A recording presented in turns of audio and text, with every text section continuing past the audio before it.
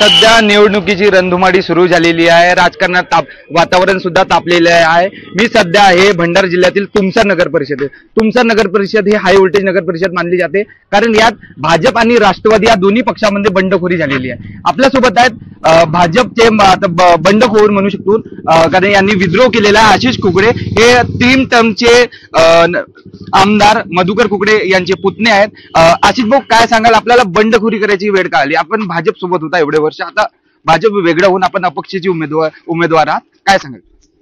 गेल्या अनेक वर्षापासून भारतीय जनता पार्टीमध्ये मी सामान्य बूथ लेवलच्या कार्यकर्त्यापासून कार्य करत आहे।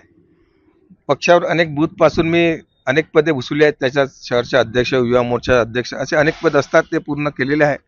आणि मला यावेळेस ठाम विश्वास होता की यावेळेस आमचे नेता लोक आहेत ते कार्यकर्त्यामधून तिकीट देतील। आम्हाला वाटलं नव्हतं की फक्त नेत्याचा विचार होईल, पण आता असं दिसत आहे की पक्षामध्ये नेत्यांना जास्त विचार होत आहे। मी मागील 2दा नगरसेवक म्हणून कार्य केलेले आहेत आणि तुमच्या समस्येचा मला जाणीव आहे। आणि यावेळेस आपण बघितलं की 2 आपले माजी नगराध्यक्ष सुद्धा लढत आहेत आणि तुमच्या जनताच्या मनात अशी भावना दिसत आहे की यावेळेस कमीत कमी एक नवीन चेहरा देईल असं सर्व दोन्ही पक्षामधून अपेक्षा होती। पण आता या अपेक्षेवर दोन्ही पक्ष खरे उतरले नाही। त्यांनी धनशक्तीला जास्त वाव दिला आणि जनशक्तीला काही महत्त्व देत नाही, म्हणून मी जनशक्तीचा आदर आणि तुमचा एक मुलगा म्हणून मी या नगरसेवक निवडणूक लढण्याचा निर्धार केला आहे। आपल्या पुढे माजी नगराध्यक्ष प्रदीप पडवडे आहेत, आपले काय नवीन रणनीती त्यांच्या पुढे? असं त्यांचा पण कार्यकाल जनतेने बघितला आहे, आमचे मोठे काकाजीचे आहेत ते।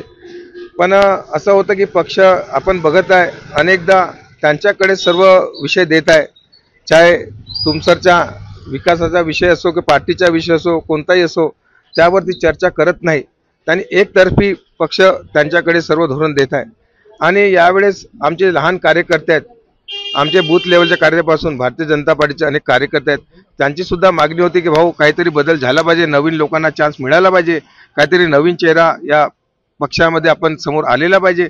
पण गेल्या अनेक वर्षांपासून बघत आहे, चाहे आमदारकीची तिकीट असो किंवा अनेक असो, ते पक्ष वारंवार एकाच ठिकाणी जात असल्यामुळे आमच्या पक्षाच्या कार्यकर्त्यांमध्ये तुमच्या नागरिकांमध्ये रोष आहे।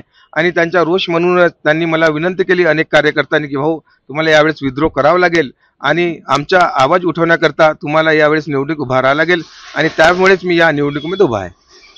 हे होते आपल्यासोबत ॲडव्होकेट आशिष कुकडे। शुभम देशमुख, साम टीव्ही न्यूज, भंडारा।